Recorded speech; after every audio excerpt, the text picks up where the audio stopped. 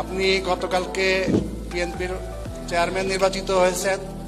একেবারে তৃণমূল থেকে বগুড়া জেলা বিএনপির সদস্য থেকে দলের শীর্ষ পর্যায়ে আপনি এসেছেন, আসীন হয়েছেন। আপনাকে অভিনন্দন। সবচেয়ে আমি যেটা বলতে চাই, বিগত 17 বছরে প্রেস কনফারেন্সের নামে আমরা যা দেখেছি, গণভবনে ফেসবুকে সয়লাভ হয়ে যেত যে তেলের বন্যা বয়ে যাচ্ছে আর কি। আশা করব আগামী দিনে আপনার বা বিএনপির যেসব প্রেস কনফারেন্স হবে সেখানে অনাকাঙ্ক্ষিত ওই যে আমাদের এক ভাই জাহাঙ্গীর যে বিটের যারা আছে প্রেস কনফারেন্সে যেন তারাই আসতে পারে। গণভবনে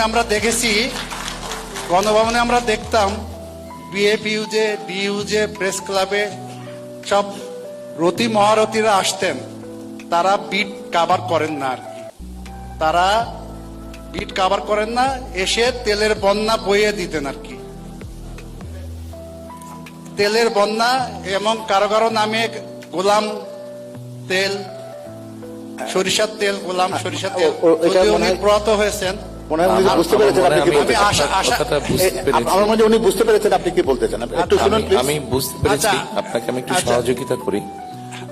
সেটা হচ্ছে যে দেখুন, আল্লাহর রহমতে বাংলাদেশের মানুষের সমর্থনে আমরা সরকার গঠনে সক্ষম হলে এখানে আপনারা যারা সংবাদ মাধ্যম কর্মী আছেন, সেটি মালিক, সম্পাদক এবং সংবাদকর্মী যতজন আছেন, আমার ব্যক্তিগতভাবে প্রত্যাশা থাকবে, নিশ্চয়ই আপনাদের পরামর্শ থাকবে যাতে আমরা সঠিক সিদ্ধান্ত নিতে পারি।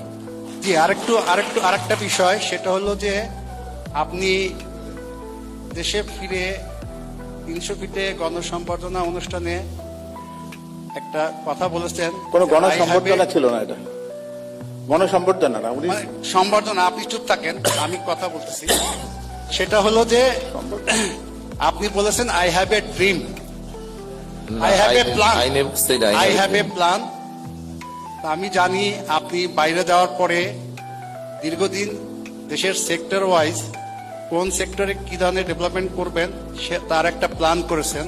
তো এগুলা বাস্তবায়ন করতে হলে আগে আমাদের দেশে যেটা হয় রাজনীতিতে, আপনার দলের নেতা কর্মী, সাংবাদিক, তেলবাজ সাংবাদিক, এরা আপনাদের বিভ্রান্ত করে, শীর্ষ পর্যায়ে যারা থাকেন তাদের বিভ্রান্ত করেন। এই প্ল্যান বাস্তবায়ন আপনার দলের নেতাকর্মীদের প্রস্তুত করতে হবে, জনগণকে প্রস্তুত করতে হবে। কেননা নির্বাচনের আগে, ক্ষমতায় আসার আগে অনেকেই আমরা মিষ্টি কথা বলি, কিন্তু ক্ষমতায় যাওয়ার পরে তার বাস্তবায়ন দেখি না। এইটা যাতে ভবিষ্যতে আপনার ক্ষেত্রে না হয়, জনগণের যে প্রত্যাশা 5ই আগস্টের পরে জনগণের যে প্রত্যাশা, সেই প্রত্যাশা যেন পূরণ হয়, সেদিকে আপনার দৃষ্টি থাকবে, সেই প্রত্যাশা রইল। আপনাকে ধন্যবাদ। আপনার পরামর্শের জন্য ধন্যবাদ।